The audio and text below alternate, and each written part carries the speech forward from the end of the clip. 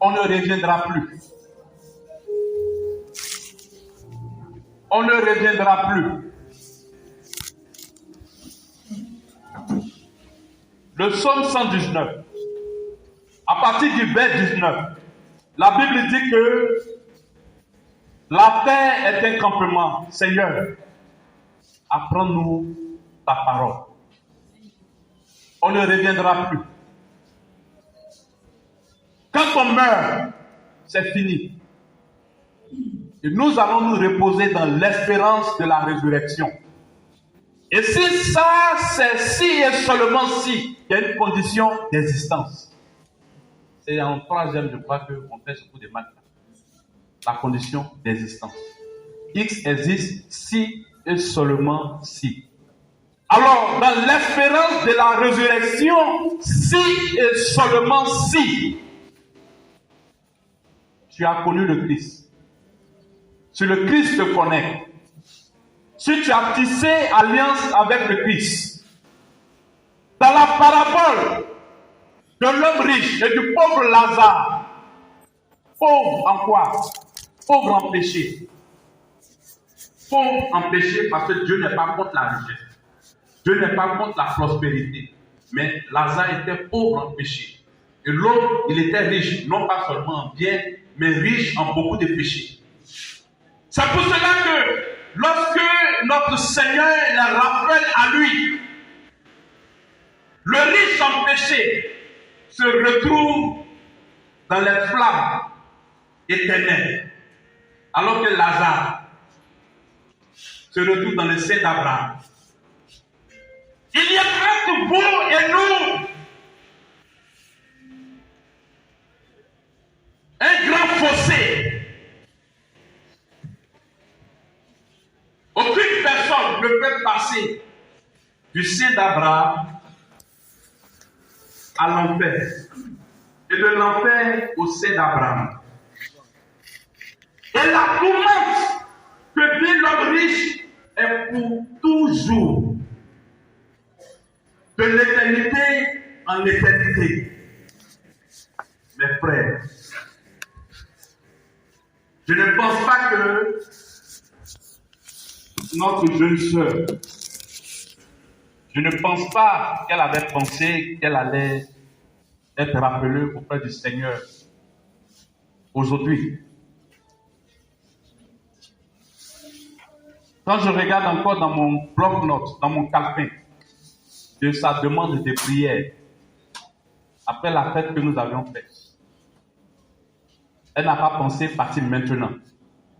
Mais et pourtant c'est arrivé. Matthieu chapitre 25, à partir du verset 13. Notre Seigneur Jésus-Christ dit, veillez et priez, car vous ne savez ni l'heure ni le jour. On ne pourra rien faire pour celui ou celle qui ne connaît pas le Christ. On ne pourra rien faire pour celui ou celle qui ne confesse pas le nom de Jésus-Christ. On ne pourra rien faire au dernier jour pour des personnes qui n'ont pas pris Jésus comme leur Seigneur et leur Sauveur. On ne pourra rien faire. Même le culte de requiem que nous allons faire là ne va servir à rien. Alléluia. Parce que les conditions de la vie font que beaucoup viennent dans l'église avec nous, mais ces personnes-là ne sont pas avec nous. Beaucoup viennent parce que, au jour de leur mort, l'église va les enterrer. C'est tout ce que ces personnes-là recherchent. Mais ces personnes n'ont pas véritablement rencontré notre Seigneur Jésus-Christ. Ils ne confessent pas le nom de Jésus. Beaucoup. Et aujourd'hui, au moment où tu entends cette voix, Dieu veut te t'interpeller. Dieu veut te dire ceci. Je ne pourrai rien faire pour toi quelques jours. Parce que s'il avait possibilité de faire quelque chose, Abraham, l'ami de Dieu, l'homme selon le cœur de Dieu, l'ami de Dieu, l'ami personnel de Dieu, allait pouvoir sauver l'homme riche.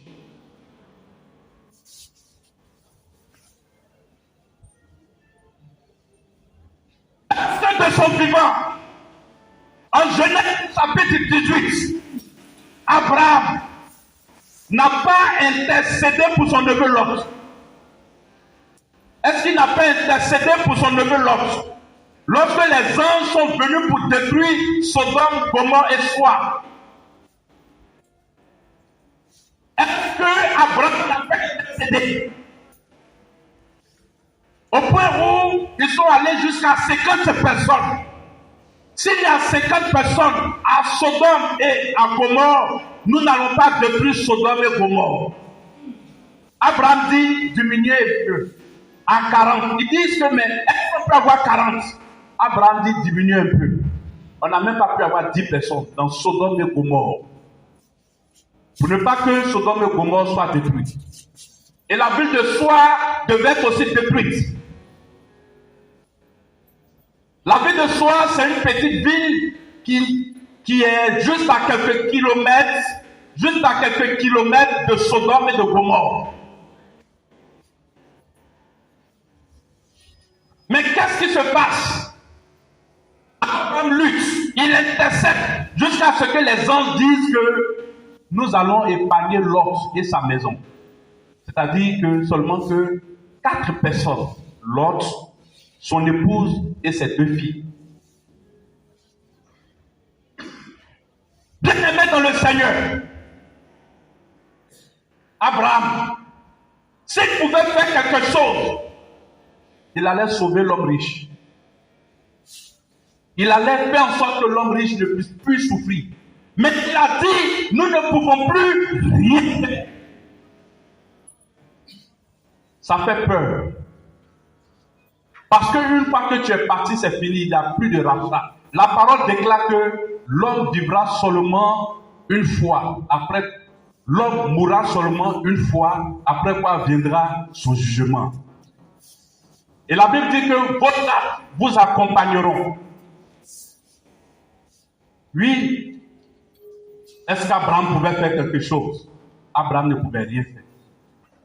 Il dit, mais envoyez quelqu'un qui se trouve ici dans le séjour des morts, à midi, à midi, qui sont encore vivants et qui sont sur la terre, de marcher selon la voie du Seigneur. Abraham dit, il y a Moïse et les prophètes. Moïse et les prophètes, c'est lorsque chaque dimanche, la cloche t'appelle. Moïse et les prophètes, c'est lorsque chaque jour de culte, Dieu te demande de te repentir et de l'accepter comme ton Seigneur et comme ton Sauveur. Aujourd'hui, dans toutes nos chaînes, il y a des chaînes de télévision consacrées à la prière et à l'évangélisation. Partout, les gens parlent de Jésus-Christ. Les gens se promènent de cour en cour, de maison en maison. Dieu aussi la personne, Dieu ses enfants. C'est Moïse, les prophètes. Mais si toi, tu ne les as pas reçus, si toi, tu n'as pas écouté ce que Moïse a dit, ce que les prophètes ont dit, c'est-à-dire ce que vos hommes de Dieu vous enseignent chaque jour, on ne pourra rien faire pour vous. le culte de requiem ne pourra rien faire pour vous. La messe de requiem ne pourra rien faire pour vous. La prière de mort ne pourra rien faire pour vous. Parce que vous avez eu le temps d'écouter et d'entendre la parole. On ne pourra plus rien faire. C'est pour cela. Jean-Baptiste dit, voici, la grenier se trouve au pied de la racine. Et tout arbre qui ne produit pas de bon fruit sera coupé